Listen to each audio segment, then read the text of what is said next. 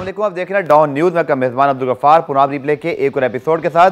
Pakistan England के दरमियान one day series का आगाज़ हो गया है और इंग्लैंड पहले बॉलिंग कर रहा है। और जब हम अभी प्रोग्राम शुरू करने वाले थे तो मेरा ध्यान एक तरफ स्क्रीन पे था और पाकिस्तान की 2 विकेटें बगैर किसी नुकसान के गिर गई हैं। So a very shocking start for Pakistan. Imamul Haq पहली गेंद पे एलबीडब्ल्यू हुए, बाबर आजम आउट हुए, साकिब महमूद जो कि पेशावर ज़ल्मी का हिस्सा थे पाकिस्तान की विकेटों पर खेल के गए हैं। उन्हें बहुत अच्छी तरह अंदाजा है शायद पाकिस्तान के बैट्समैनों का, तो उन्होंने आते ही पाकिस्तान टीम पर कारी ज़रब लगाई है। लेकिन बहरहाल it's a long way to go. I think Pakistan can make a comeback, क्योंकि इंग्लैंड की टीम को फुल स्ट्रेंथ टीम नहीं है। बट अगेन जैसा हम सोच रहे थे कि इसको आसान नहीं लिया जा सकता और ऐसे ही हुआ है। आज पाकिस्तान की 11 पे बात करेंगे। इंग्लैंड की स्ट्रेंथ है, जो आगाज़ हुआ है और जो प्रेशर पड़ा है, इसके हवाले से हम बात करेंगे। मेरे साथ ज्वाइन कर रहे हैं इस वक्त इंग्लैंड में मौजूद हैं पाकिस्तान के साबिक टेस्ट ऑलराउंडर यासिर अरफाज। यासिर को खुशामदीद कहते हैं। यासिर, कम अज़ कम मैं और आप जब अभी शुरुआत करने ही लगे थे प्रोग्राम की तो हम ये एक्सपेक्ट नहीं कर रहे थे कि हमें ये डिस्कस करना पड़ेगा कि 0 पे 2 आउट तो इसका डिजास्टर स्टार। देखें जी, कोई अच्छा स्टार्ट नहीं है पाकिस्तान के, स्पेशली पहले ओवर में ही 3 बॉलों में ही 2 विकेटें पाकिस्तान की गिर गई और सबसे अहम जो बाबर आजम की जो विकेट थी, बड़ी क्रूशल थी, वो भी आउट हो चुके हैं। तो कोई अच्छा स्टार्ट नहीं है। बिल्कुल वही जिस तरह की यहाँ की जो पिच होती है कार्डिफ की, वो हमेशा से डबल पेस पिच होती है। पाकिस्तान की ऑल्दो अच्छी मेमोरीज रही हैं चैंपियंस ट्रॉफी में, मगर ये जो स्टार्ट पाकिस्तान को मिला है ये काफ़ी कॉस्टली होगा आगे मैच को देखते हुए। बिल्कुल आपने ठीक कहा। और हम तो 11 और इंग्लैंड की जो स्ट्रेंथ वीकनेस थी तो उस पर बात करनी थी यासिर, लेकिन आपने बिल्कुल ठीक कहा। आई थिंक 0 पे अगर आपके 2 आउट हो जाएं तो ये आपका बड़ा बैक ऐसा स्टार्ट है जो बैकफुट पे ही रखता है पूरे मैच में, अनलेस कि अब आपकी कोई बड़ी पार्टनरशिप हो। लेकिन चलें, फिर भी हम अगर 11 की बात करें, सऊद शकील का डेब्यू हो रहा है। इसी तरह अगर हम देखें तो पाकिस्तान टीम ने शोएब मकसूद को 5 साल बाद टीम में जगह दी है। तो यासिर, 11 पे आपकी क्या राय है जो पाकिस्तान ने खिलाई है? देखिए 11 मोर और लेस जो मैंने जहन में रखी थी वो यही थी।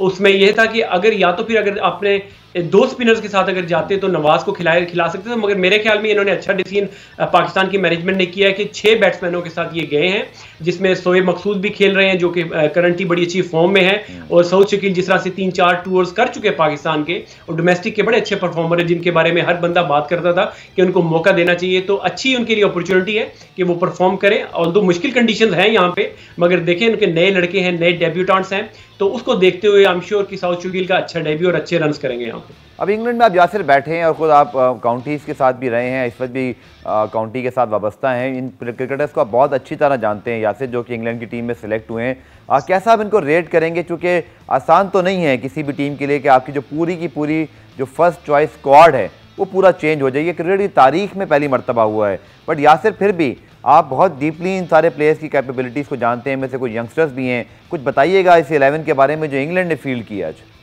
देखिए अभी ये जो टीम अनाउंस हुई है, मेरे ख्याल से 5-6 में अगर गलत कह रहा हूँ तो 5-6 डेब्यूटेंट्स हैं। मगर उसको डेब्यूटेंट्स होने के बावजूद भी अगर इनका जो पाथवे का सिस्टम है, जो सिस्टम से लड़के आते हैं, सारे प्लेयर वो हैं कि जो छोटी एज से पिक हो जाती है। अंडर 19 से अंडर 19 के बाद इंग्लैंड लॉयंस में आते हैं और काउंटी के सेटअप में आ जाते हैं। तो ये ऐसी बात नहीं है कि बिल्कुल ये लड़के घर से उठा के ले आए। ये पूरा सीजन काउंटी का खेलते हुए आ रहे हैं। 4 डे क्रिकेट, T20 ब्लास्ट यहाँ पे हो रहा है, ये लोग खेल रहे हैं। मोस्ट ऑफ द प्लेयर्स ये है फॉर्म में है और लड़के परफॉर्म कर रहे हैं। तो ये वो प्लेयर हैं जो फ्रिंजेस होते हैं, फ्रिंजेस पे होते हैं इंग्लैंड खेलने के लिए। तो इसमें आप लुइस ग्रेगरी आप देख लें, उसके बाद आप बाकी जितने भी इन्होंने प्लेयर पिक किए हैं, डैनी ब्रिग्स भी हैं, पास में खेल चुके हैं। तो ऐसी बात नहीं है कि हल्के प्लेयर हैं, बड़े कॉम्पिटिटिव। और ये वो प्लेयर हैं जो इंग्लैंड के जो 14-15 लड़कों के बाद की जो टीम है सेकंड स्ट्रिंग, वो लड़के हैं ये। ठीक है। अब यासिर, अगर इस सीरीज की बात करें, ऑब्वियसली आइडियल तो यही था कि इंग्लैंड की फुल स्ट्रेंथ टीम खेलती, पाकिस्तान को भी अपनी स्ट्रेंथ वीकनेस का अंदाजा होता। खैर ये 0 for 2 जो हुआ ये तो एक शॉकिंग है, अनएक्सपेक्टेड भी है। बड़ा समझते हैं कि क्रिकेट के लिहाज से जो ऑब्वियसली कोविड का जितना मामला हुआ वो कंट्रोल में तो नहीं है, बट आपकी क्या राय है? ये जो दोनों टीमें आपको लगता है इवनली मैच्ड हैं और या मैच थी? अब तो खैर सिचुएशन तो ऐसे लग रहा है इंग्लैंड यकीनी तौर पर पाकिस्तान को टफ टाइम देगा, बल्कि दे ही दिया उन्होंने तो जो स्टार्ट मिला है। बट आपकी क्या राय है दोनों टीमों की स्ट्रेंथ को देखते हुए पाकिस्तान को इस सीरीज़ में क्या परफॉर्मेंस दिखानी चाहिए? एज अ क्रिकेटर आपकी क्या एक्सपेक्टेशंस हैं? देखिए अगर एक्सपीरियंस की बात करें तो पाकिस्तानी प्लेयर्स का इंटरनेशनल एक्सपीरियंस तो बहुत ज्यादा है, मगर उनके पीछे अगर आप देखें डोमेस्टिक क्रिकेट का कोई एक्सपीरियंस नहीं है। वेयर एज इंग्लैंड के जो प्लेयर अभी ये जो लोग आए हैं, ये 10-10, 12-12 साल से काउंटी क्रिकेट खेल रहे हैं ऑल्दो ये लोग इनकी इंग्लैंड की टीम के लिए नहीं खेले, इंटरनेशनल क्रिकेट इतनी नहीं खेले हुए, मगर यह है कि इनका जो डोमेस्टिक का जो है इंग्लैंड ए के टूर्स जो करते हैं, लॉयंस के टूर्स करते हैं, उससे इनको काफ़ी एक्सपीरियंस मिलता है और काफ़ी इनको एक्सपोजर मिलता है। तो अगर मैच देखा जाए, मैन टू मैन देखा जाए, इंटरनेशनल एक्सपीरियंस पाकिस्तानी प्लेयर्स का है, मगर on the other hand cricketing experience जो है, जिस तरह हारिस रऊफ की अगर आप बात कर लें, हारिस रऊफ ने डोमेस्टिक बिल्कुल भी नहीं खेली हुई। वेराज अगर आप लुइस ग्रेगरी की, जिस तरह मैं आपसे बात कर रहा हूं, तो ये 12 साल 10 साल से काउंटी क्रिकेट कंटिन्यूसली और इंग्लैंड के लॉयंस में और इंग्लैंड की टीम में खेलते हुए। तो अगर एक्सपीरियंस की बात की तो दोनों टीमों का जो है कोई इतना ज्यादा फर्क नहीं है। तो हम लोग सोशल मीडिया पे जिस तरह बात हो रही है कि बिल्कुल ही नई इनएक्सपीरियंस साइड है, तो मैं इस चीज को नहीं मानता। प्लेइंग एक्सपीरियंस जो है बनिस्बत पाकिस्तान के इंग्लैंड का ज्यादा है। ठीक है, और इस इंग्लैंड की टीम को यासिर मुझे देखकर तो वो एक 96-98 की कोई मुझे शारदा कप याद है, अगर आपको याद हो, मार्क ईलम और बैन होलियोक उस जमाने में थे। जी हाँ, वो एडम होलियोक थे उस जमाने में, और मार्क ईलम थे, निक नाइट उसमें बड़ा अच्छा खेल रहे थे, एलेक्स स्टीवर्ट। वो टीम जीत गई थी, आपको याद होगा यासिर कि उस टीम ने आखिर पाकिस्तान को, भारत को, और चौथी टीम मुझे याद नहीं आ रही, बट वो टीम जीत गई थी। चूँकि वही आप वाली बात कि वनडे के स्पेशलिस्ट होते हैं, ये सब मुसलसल क्रिकेट खेल रहे होते हैं, पक्के होते हैं, कहते हैं ना पक्के हैं ये। इनको आप पाकिस्तान के हिसाब ने हारिस रऊफ को जिक्र किया, टैलेंट की हम बात करते हैं, बट वो जो एक्सपीरियंस चाहिए होता है। तो आई थिंक इंग्लैंड की किसी भी टीम को, वो भी इस इंग्लैंड को जो वर्ल्ड चैंपियंस हैं, पूरी दुनिया अब उनको मैच करने की कोशिश कर रही है। तो यकीनी तौर पर ये सारी टीमों के लिए एग्जाम्पल भी है। भारत ने भी यही किया है श्रीलंका में टीम भेजकर यासिर, और इंग्लैंड ने साबित किया कि बेंच स्ट्रेंथ कहते किसको हैं। देखिए, मैं हमेशा पहले भी यही बात करता हूँ, जो लॉन्ग टर्म प्लानिंग की, मैं इस सेटअप में, ईसीबी के सेटअप में हूँ, मैं देखता हूँ कि मैं अभी कोचिंग कोर्स करने के लिए विंटर में गया होता। जब आप देखें इंग्लैंड में बर्फ पड़ रही होती है, तब भी यहाँ पे क्रिकेट के जो एक्टिविटीज होती है चल रही होती है। ये इंडोर एक नेट्स बना लेते हैं, उसके अलावा एक कोई इस तरह का चीज सिनेरियो बना लेते हैं जहाँ पे वो हीटिंग के सिस्टम लगा के वहाँ बैटिंग की प्रैक्टिस, बॉलिंग की प्रैक्टिस फिर भी ये लोग कर रहे होते हैं। तो हमारे की तरह ये नहीं है कि ये शॉर्ट टर्म प्लानिंग होती है, हफ्ते की प्लानिंग या 10 दिन की प्लानिंग। ये लॉन्ग टर्म प्लानिंग 2-2, 3-3, 5-5 साल की प्लानिंग के साथ चल रहे होते हैं। यही वजह है कि इन्होंने देखें ओवरनाइट एक दिन के अंदर इन्होंने एक टीम ऐसी खड़ी कर दी कि जो पाकिस्तान को एक टफ टाइम दे सकती है। और बिल्कुल सही आपने कहा कि व्हाइट बॉल क्रिकेट जिस तरह अभी यहाँ पे T20 ब्लास्ट चल रहा है और वनडे भी, इनका वनडे कप भी आने वाला है, तो इनके पास ऐसे प्लेयर मौजूद हैं कि जो कि किसी भी टीम को टफ टाइम दे सकते हैं। चलें जी, बात करते हैं मौजूदा सूरत हाल की। और बाबर आजम स्लिप में आउट हो गए। इससे पहले हमने देखा कि इमामुल हक का जो सिफर पे आउट होना था पहली ही गेंद पर। यासिर, अब कितनी जिम्मेदारी ऑब्वियसली फ़खर दमान पर है, और उसके साथ अब जो बैटिंग करने आए हैं, चूँकि एक्सपेक्ट नहीं कर रहे थे, हालांकि साकिब महमूद मेरे ख्याल में पाकिस्तान सुपर लीग के दोनों तरफ की अगर लीग उठा के हम देख लें, कराची वाली भी और अबू धाबी में, सबसे ज़बरदस्त बॉलिंग उन्होंने की थी। बड़े अनलकी हैं कि शायद उनकी जगह बन नहीं पाती इंग्लैंड में, बट आई थिंक ये भी एक अपॉर्चुनिटी है कि उन्होंने फ़ायदा उठाया। ये सारे यंगस्टर्स अपनी ए टीम के अंदर यकीनी तौर पर जगह बनाना चाहेंगे, और साकिब महमूद बिल्कुल उसकी ताज़ा मिसाल है। उन्होंने आते ही पाकिस्तान को सरप्राइज़ कर दिया। बिल्कुल, साकिब महमूद देख बड़े ही अच्छे अपकमिंग फास्ट बॉलर है। लैंकाशायर काउंटी के लिए यहाँ पे खेलते हैं, और लास्ट समर में अगर आपको याद हो पाकिस्तान के साथ T20 मैचेस खेले और PSL में पाकिस्तान में आके खेले। तो बड़े ही अच्छे फास्ट बॉलर हैं, नया बॉल अच्छा करते हैं, उसके साथ रिवर्स स्विंग बहुत अच्छा करते हैं। इनकी जो पेस है और इनका जो एक्शन है, इनको अलाउ करता है रिवर्स स्विंग करने के लिए। पाकिस्तानी बैटिंग की अगर आपने बात की तो उसमें देखें 2 हमारे मेन प्लेयर तो आउट हो चुके हैं। उसके बाद जो अब 2 लड़के जो बैटिंग करें, जिसमें रिजवान है और फखर, ये दोनों रिसेंट पास में अगर आप इनकी परफॉर्मेंसेस देखें तो मेन ये जो बैकबोन का किरदार अदा कर रहे हैं पाकिस्तान की बैटिंग लाइनअप। अब ये यहाँ पे थोड़ा सा इनको संभल के खेलना पड़ेगा, टाइम लेना पड़ेगा, रोटेशन ऑफ स्ट्राइक जिस तरह हम बात करते हैं, पार्टनरशिप बिल्ड करनी पड़ेगी। उसके बाद जो आपके पास 2 अगले जो प्लेयर हैं वो इंटरनेशनल क्रिकेट से शोएब मकसूद 5 साल बाद दोबारा कम बैक कर रहे हैं। सऊद शकील का डेब्यू है, तो इन लोगों को अब अगर अच्छा स्कोर एक टारगेट लगाना है तो इन दोनों को एक लंबी पार्टनरशिप लगानी पड़ेगी। बिल्कुल ठीक। और कार्डिफ की जब बात कर रहे थे यासिर, जो कुछ बताइएगा कि यहाँ की विकेट आपने बताई तो सही कि शुरू में डबल पेस या थोड़ा सा, या जो आपने फरमाया था, यहाँ पे क्या पार स्कोर होगा? चूँकि अब तो अगर आपकी पहले 3 गेंदों पर 2 विकेटें गिर जाए तो फिर तो सर्वाइवल हो जाता है। इसमें तो अब वो चीज़ रही नहीं कि आपने कितना टारगेट सेट करना है। प्लानिंग आपने बता दी, बट फिर भी आपके ख्याल में क्या हिकमत अमली होनी चाहिए बैटिंग की? चूँकि डेप्थ तो है, चूँकि शादाब भी हैं, फ़हीम अशरफ भी हैं, आपकी बैटिंग में हसन अली भी आप रन्स कर लेते हैं, बट आपने ठीक फरमाया कि ये जो करंट 2 प्लेयर खड़े हुए रिजवान और फ़खर, इन पे बहुत डिपेंड करेगा। बट एक टोटल आप यहाँ पे बता सकते हैं क्या टोटल यहाँ पे पाकिस्तान का एक अचीवमेंट जो होना चाहिए हमारे लिए? देखिए 2 विकेटें गिरने से पहले अगर मैच शुरू से अगर आप बात करें तो पाकिस्तान की टीम को इस कार्डिफ की पिच को देखते हुए यही एक्सपेक्ट कर रहे थे 280 300 का स्कोर होगा, मगर अब जब 2 विकेटें आपकी इंपॉर्टेंट गिर जाती हैं तो फिर आप बैकफुट पे आ जाते हैं, तो फिर आप रीबिल्डिंग फेज में आ जाते हैं, एक अच्छी पार्टनरशिप लगाते हैं। तो जिस तरह रिजवान और ये बड़ा अच्छा खेल रहे हैं अभी, बॉल को मुश्किल बॉल को छोड़ रहे हैं और जो अपॉर्चुनिटी जहां मिल रही है रिजवान को, बल्कि अभी एक चौका भी उन्होंने रिजवान ने लगाया, तो बिल्कुल यही एक तरीका होता है खेलने का कि जब आपको लूज बॉल मिलता है तो उसको आप कैश इन करते हैं, तभी आपका जो बोर्ड पे स्कोर है वो चलता रहता है। तो इनकी पार्टनरशिप बड़ी की है और आखिर में जो आखिरी 10 से 15 ओवर होंगे उसमें जाके हमारे जो बाकी बैटिंग है, जिस तरह आपने बात की फ़हीम ऑलराउंडर है, हसन अली की बैटिंग अच्छी है, तो उनको आखिरी 10 से 15 ओवर मिलने चाहिए, बजाय इसके कि ये लोग अभी आउट हो जाए तो उनको भी आके बैटिंग करनी पड़े। तो ये जो पार्टनरशिप है बड़ी ही की है। अगर ये पार्टनरशिप चलती है तो 270 260 अभी भी लगता है कि स्कोर हो सकता है इस पिच पे। ठीक है, पुराने में ब्रेक शामिल करते हैं। ब्रेक से जब वापस आएंगे तो यासिर से बात करेंगे कि बाकी जो तैयारी है वर्ल्ड T20 की, इसके साथ साथ जो ये लिमिटेड आवर्स है ये बड़ा इंपॉर्टेंट है, क्योंकि ICC वर्ल्ड कप के चैंपियनशिप पॉइंट्स का भी ये हिस्सा है। मिलते हैं इस शॉर्ट ब्रेक के बाद।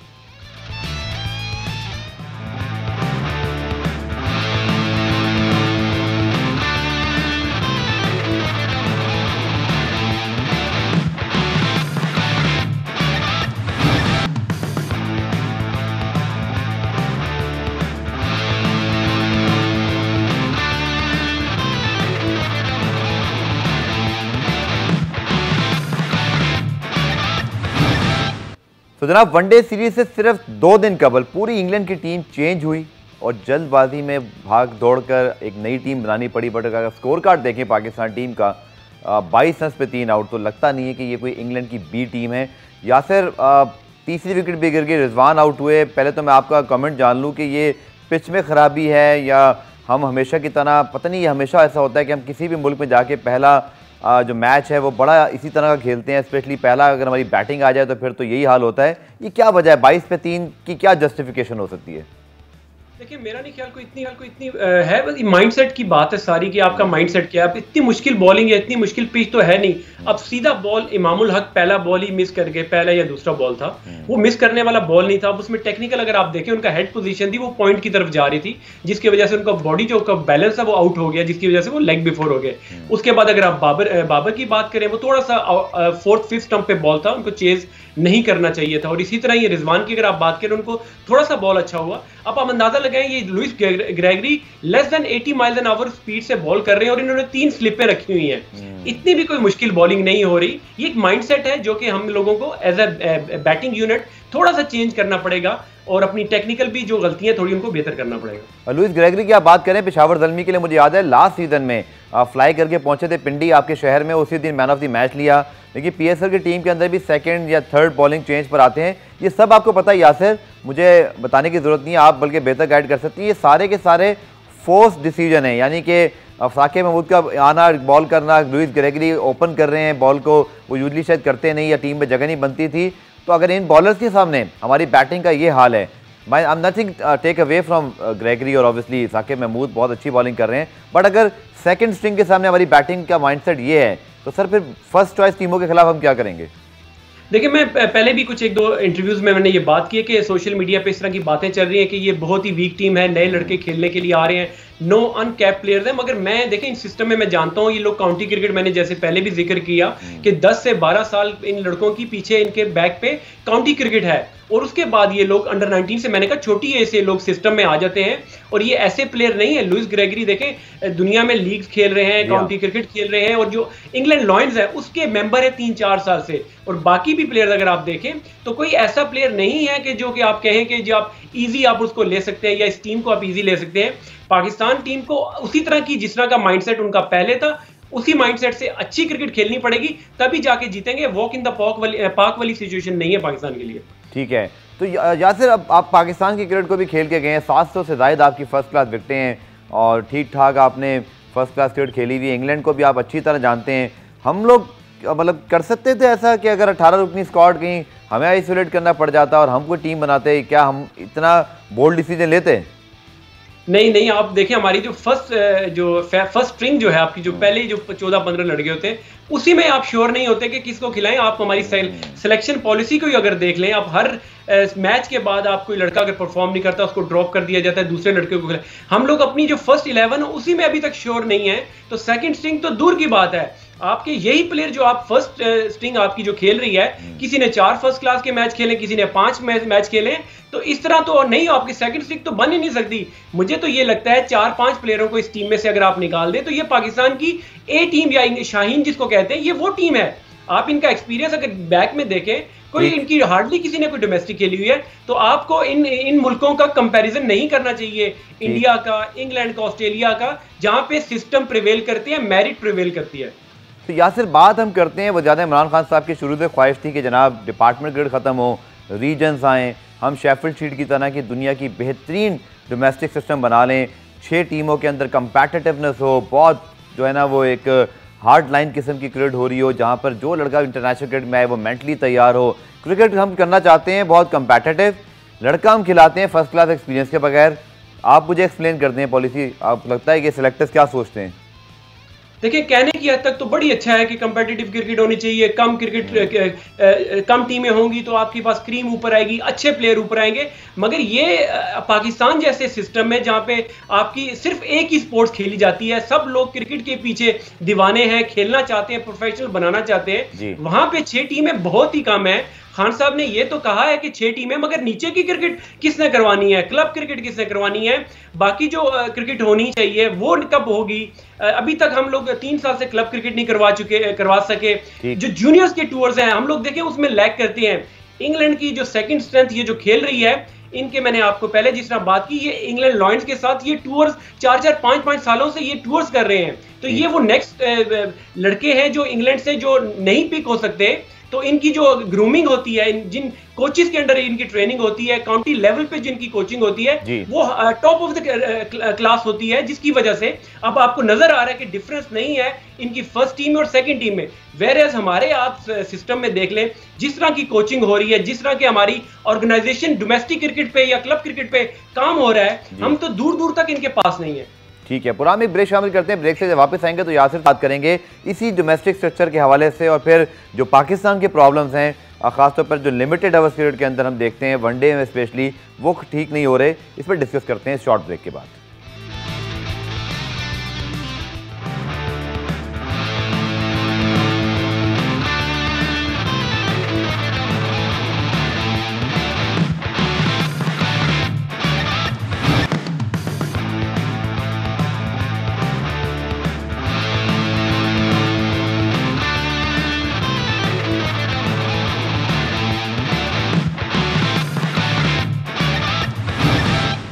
रिप्ले में खुशामदेद और पाकिस्तान का स्कोर 26 पे 4। तो क्या यासिर, मैं आपसे ये पूछ सकता हूं कि फिलहाल जो प्रोसीडिंग्स हुई हैं इसमें से बी टीम कौन सी लग रही है? देखिए, मुझे तो हंसी आ रही है बी टिस्ली जिस तरह क्रिकेट खेल रहे हैं पाकिस्तान की, कि जिस तरह दबे खेल रहे हैं हमारे प्लेयर, और वेयर उनके प्लेयर आप देखें रिलैक्स होकर एंजॉय करके इस क्रिकेट को खेल रहे हैं। हमारे प्लेयर्स तो लग ही नहीं रहा कि ये इनकी हमारी जो हमारे प्लेयर सोशल मीडिया पर, प्लेटफॉर्म्स पर, पीसीबी के जो हमारे सोशल मीडिया हैंडल्स होते हैं वहाँ तो बड़ा कूल होते हैं, बड़े रिलैक्स होते हैं, तो ये ग्राउंड पे क्या हो जाता है जहाँ परफॉर्मेंस दिखानी होती है, यहाँ कूल क्यों नहीं होते ये? देखिए, मैंने पहले भी बात की थी, जो माइंडसेट है, जो ड्रेसिंग रूम का माहौल है, यही रिफ्लेक्ट करता है आपके ग्राउंड में। तो डेफिनेटली जो चीज अभी हमें ये टीवी पे नजर आ रही है, जो हम मैच देख रहे हैं, ये बिल्कुल वही रिफ्लेक्ट है जो माइंडसेट जो हमारा ड्रेसिंग रूम में मौजूद है, वही माइंडसेट जो है हमें खेलते हुए नजर आ रहा है। वेयर इंग्लैंड के प्लेयर जो देखें 2 दिन पहले ये काउंटी क्रिकेट खेल रहे थे और अब आके इंग्लैंड के लिए खेल रहे हो, किस तरीके से एंजॉय कर रहे हैं और जिस तरीके से बॉलिंग कर रहे हैं, तो मुझे नहीं लगता कि ये कोई इनकी सेकंड स्ट्रिंग खेल रही है। और उस पर सितम ये है कि दिनेश कार्तिक इंडियन कमेंटेटर और पाकिस्तान की टीम पे एनालिसिस भी कर रहे हैं, भी मैं देख रहा था जब उनके ऊपर माइक आया, तो ये और ज़्यादा मेरे ख्याल में एक अजीब सूरत हाल होगी। लेकिन यासिर, अगेन अगर हम बात करें, जो कि अब क्या बात करें हम पिछले मैच की या आने वाले की, जो कि मैच की जो मौजूदा सूरत हाल है, सोशल मीडिया पर शायकीन क्रिकेट परेशान है। अब ये बड़ी क्लैरिटी से हम कह सकते हैं, बहुत अरसे से यासिर ऐसा हो रहा है कि जब भी कोई इंटरनेशनल टीम हमारे खिलाफ खेलती है, हम उसके डेब्यूटेंट को या इनएक्सपीरियंस प्लेयर को हीरो बना देते हैं। ये एक फिनोमेना है, आप भी पढ़ते हैं, जो फैंस पॉइंट ऑफ व्यू भी है, और आज भी ऐसा ही हो रहा है कि लुइस ग्रेगरी हो, साकिब हों, अच्छा ये ठीक ठाक इनका क्रिकेट एक्सपीरियंस है, बट हम कहाँ स्टैंड करते हैं, हमारी प्लानिंग कहाँ है? क्या एनालिस्ट ने नहीं बताया था कि ये बॉल कहाँ करेंगे? बाबर कह तो रहे थे कि एनालिस्ट की जॉब बढ़ गई है, लेकिन खैर उनका काम तो यही है ना कि जब भी उनको जो टास्क दिया जाएगा वो उन्होंने करना है। आपके ख्याल में क्या अनप्रिपेयर्ड आए? देखिए अनप्रिपेयर्ड तो नहीं हो सकते। देखिए 10 दिन से ये लोग डर्बी में प्रैक्टिस इंटर स्क्वाड मैचेस खेल रहे हैं, ट्रेनिंग कर रहे हैं और इन लोगों के खिलाफ खेले हुए हैं। बाबर आजम, फखर जमान, ये लोग T20 ब्लास्ट आके भी खेले हैं, ये लोग PSL में आके खेले हैं। तो ये ऐसे कोई ऐसी बात नहीं है कि इनके लिए नए हैं। जो आपका पिछला सवाल था वक्फे से पहले आपने किया था कि क्यों हम लोग हमारे प्लेयर बेहतर नहीं खेलते या दुनिया की टीमें क्यों बेहतर खेलती हैं, तो हमारे जो कल्चर में, हमारे सिस्टम में तो आपको पता है कि प्लेयर को तो धमकियां कोचेस की तरफ से दी जाती है, मैनेजमेंट की तरफ से दी जाती हैं कि तुम अगर ऐसे नहीं करोगे तो तुम्हारा कैरियर खत्म हो जाएगा। तो इस माइंडसेट से जब हमारे प्लेयर पाकिस्तान टीम में आके सिलेक्ट होकर खेलते हैं तो उनका रिजल्ट ये ऐसा ही होगा जिस तरह का भी हमें नजर आ रहा है। सर एक और वजह भी है ना, चलिए यूनुस खान को बहुत ज़्यादा लोग टेम्परामेंटल कहते हैं कि उनका जो है वो टेम्परामेंट नहीं है, बट अगर आप किसी एक कोच के होते हुए उसको बताए बगैर दूसरे कोचेस ले आएंगे, फिर झगड़े होंगे। आपने देख लिया पाकिस्तान टीम के टूर से पहले यूनुस खान की कंट्रोवर्सी आई। इस तरह की चीज़ें यासिर इफेक्ट तो करती हैं ना किसी भी प्लेयर के ऊपर, ग्रुप ऑफ बंच के ऊपर जो जा रहे होते हैं। वो आपके साथ 1 साल से काम कर रहे थे, अब अचानक आपका बैटिंग कोच कोई नहीं है, तो आपने क्या इस पर फैसिलिटी फ्राहम की है फिर as a cricket board, as a management?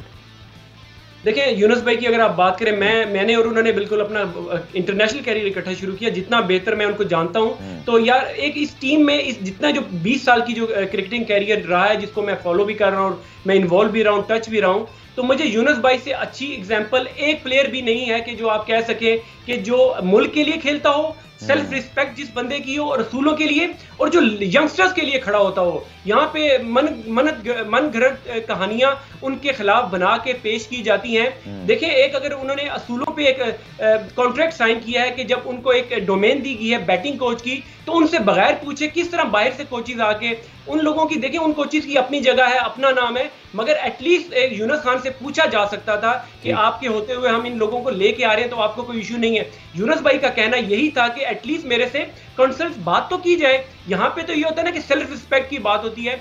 Yunus Khan में ये क्वालिटी है कि वो अपनी इज्जत कराना चाहते हैं और जानते हैं, जिसकी वजह से बार बार उनका इस क्रिकेट बोर्ड से बनती नहीं है, तो उनको फिर रिजाइन करना पड़ता है। चलिए 33 पे 4 तो हो गए, लेकिन अच्छी बात यह है कि फखर जमान मौजूद हैं और हमने देखा कि साउथ अफ्रीका के टूर पर बहुत कमाल का खेले थे और सिंगली पाकिस्तान को उन्होंने एक मैच फतह दिलाई, एक मैच में ऑलमोस्ट 200 रन कर दिए थे। तो फखर जमान जब तक खड़े हैं तो उम्मीदें बरकरार हैं। शॉर्ट ब्रेक लेते हैं, आखिरी पार्ट में आके यासिर से मजीद बात करेंगे कि इस मैच में अब पाकिस्तान की प्लानिंग क्या होनी चाहिए, डिजास्टर्स मैनेजमेंट जिसको आप कहते हैं, कि क्या मिनिमम टोटल पाकिस्तान कर सकता है, और फिर इंग्लैंड की बैटिंग और पाकिस्तान की बॉलिंग का कंपैरिजन करेंगे। Stay with us.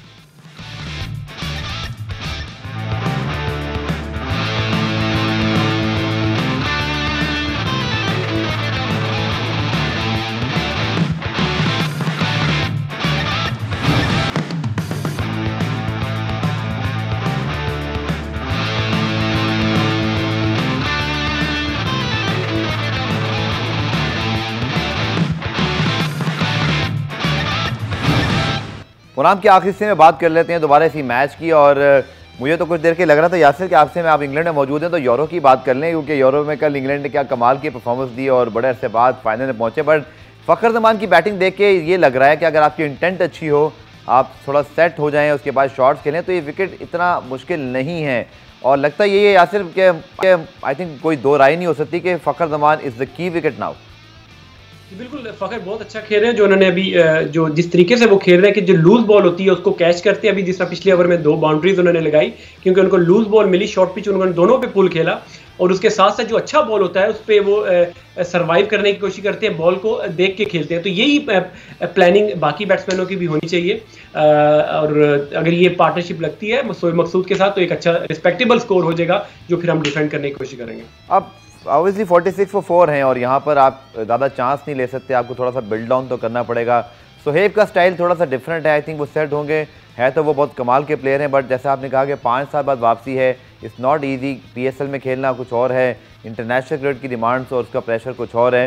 तो आपके ख्याल में क्या एक रफली अगर आप कह सकें, क्या हमें कम से कम कंपेटिटिव टोटल करना पड़ेगा जिसपे हमारे बॉलर्स जो है वो मैच को बना सकें? दूसरा सर यासिर भाई से पूछना चाहूँगा कि पाकिस्तान की बॉलिंग में ऑब्वियसली ठीक ठाक बॉलिंग है हमारी, लेकिन इंग्लैंड की बैटिंग बेन स्टोक्स के अलावा बात करें या 1-2 मलान के अलावा तो शायद इतना एक्सपीरियंस नहीं है। तो लगता है ये कि ये वो वाला मैच है कि जहाँ अगर आप एक डिसेंट टोटल कर लें तो आप फाइट कर सकते हैं। देखिए शोएब मकसूद की अगर पहले बात करें तो शोएब जो बेहतरीन चीज़ है वो शोएब की सिस्टम, जो उनका कॉन्फिडेंस है। ठीक है, वो 2020 से अब 50 ओवर में खेले, थोड़ा सा फॉर्मेट डिफरेंट है, मगर जो कॉन्फिडेंस होगा उनका वो बड़ा ही अच्छा होगा। 5 साल बाद ऑल्दो वो खेल रहे हैं, मगर उनका जो कॉन्फिडेंस होगा बड़ा अच्छा होगा, जो बड़ा की होगा इस पार्टनरशिप को देखते हुए।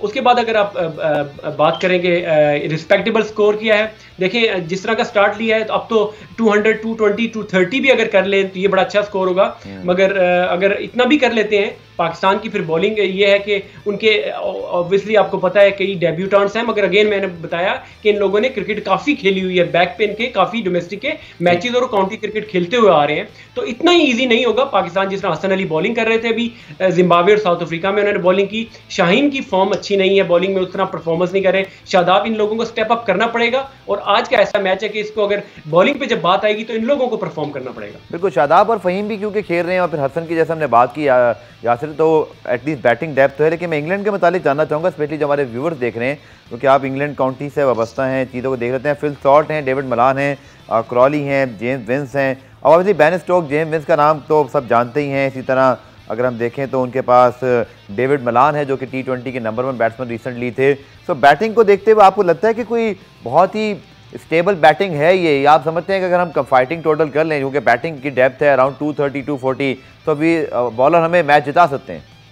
देखिए जो आपने नाम लिए बैटिंग में, इनमें मोर और लेस आप खेली हुई इंटरनेशनल क्रिकेट में मलान ने भी खेली हुई है, वो टेस्ट क्रिकेट खेली हुई है, जैक रॉले ने खेली हुई है, विंस ने पहले खेली हुई है। इनमें जो एक नया नाम है वो फिल सॉल्ट है, जिसको आपने PSL में इस्लामाबाद के लिए खेलता हुआ देखा होगा, बिग बैश में भी खेले, बड़ी एक्साइटिंग प्लेयर है, 2-3 अच्छी शॉटिंग खेलते हैं, मगर वो आपको चांस देते हैं।